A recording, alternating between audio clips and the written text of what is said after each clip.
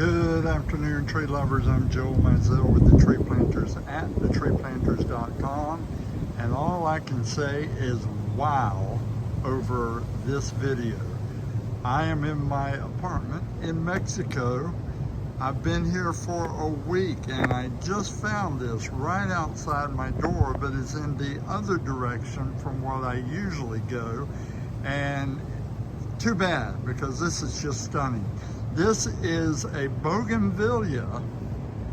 I don't know that you would call it a hedge because there's actually a wall behind the Bougainvillea. You know, Bougainvillea is a flower, and this is that nice, beautiful red flower. And when it's in full bloom, can you imagine? This looks like it's at least 300, 400 feet long.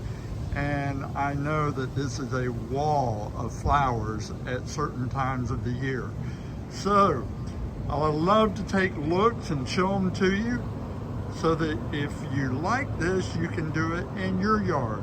You can see down at the base that these Bougainvillea plants are planted about 2 feet apart, maybe a little less. They are kept trimmed. They're planted right up against the wall, but they're kept trimmed so that the whole thing is only about maybe 18 inches wide. Beautiful beyond imagination.